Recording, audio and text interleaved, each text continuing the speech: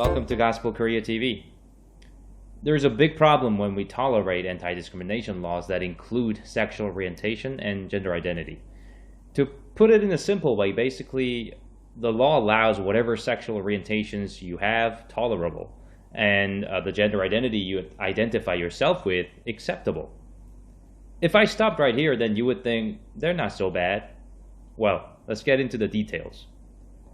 You're probably familiar with terms like heterosexual, homosexual, bisexual, trans. These are common sexual orientations we come across in the modern day society, but did you know that there are something like 50 plus classifications of gender identity that people can relate to or people can choose from based on their sexual orientation? And the plus sign indicates that there is a room for more. And in this room for more, we can fit just about any sexual orientations we want. And with this logic, there can certainly be a room for pedosexual, or more commonly known as pedophilia. I found this article on Daily Mail, the largest circulated newspaper in the UK, published on 27th of 2020 by Catherine Denkinson.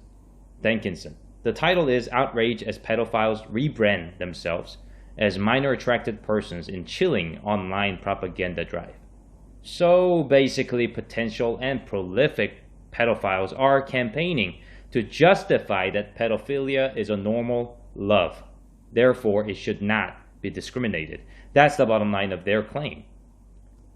There's this guy, Tom O'Carroll, who served 2 years in prison for a child pornography offense in 2006. And he is known as the most notorious pro-pedophile campaigner in Britain. He once said in an interview that a sexual relationship between an adult and child is as natural as a mother's relationship with her baby, which is ridiculous. And he is still actively promoting that pedophilia is not a crime and trying to rebrand the old stigma connected to the word pedophile to something more acceptable, minor attracted person, or M.A.P. or M.A.P. This guy is active on mainstream websites such as YouTube, Twitter, and Instagram, and even has a blog on WordPress. And he's using these platforms to rebrand pedophilia as a harmless sexual orientation. And the scary part is he has supporters who are just like him. Together, they have formed a community for themselves. And they are following the exact footsteps the LGBT activists walked. They have their own hashtags like hashtag M.A.P. Pride, hashtag M.A.P. Positivity. They have their own rainbow flag, which similar to the LGBT's pride flag. These people post memes on the internet with proclamations such as gay maps are amazing, and they encourage their memes to be reposted, saying repost if you think maps should be able to date minors. And although their profiles are kept anonymous, they often post the age of children they are most attracted to, in some cases as low as 2 to 7 years old.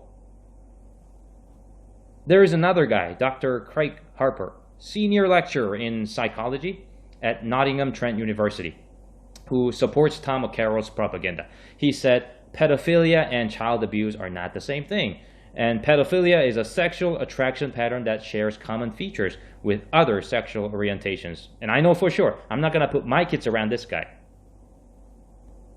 Since the Daily Mail investigated this issue and contacted the websites where MAPs or M.A.Ps have been campaigning, they all have acted to filter and remove contents that are not appropriate, increase protection for viewers, and suspended the related accounts in some cases.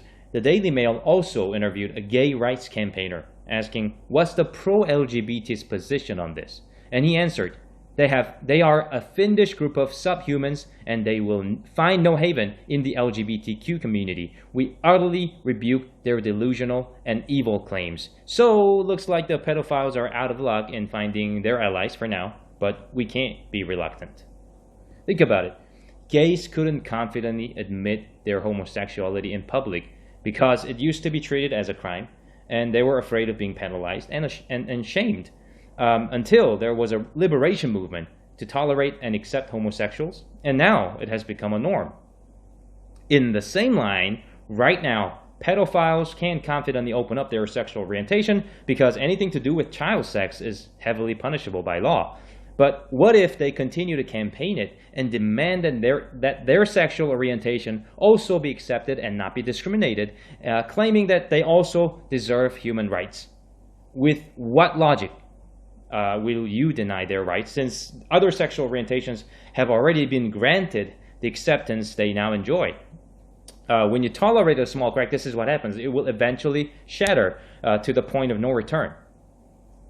Although scientifically untrue, the LGBTs had argued that they were born with such sexual orientation, therefore the society should accept them since it's not their fault for them being that way.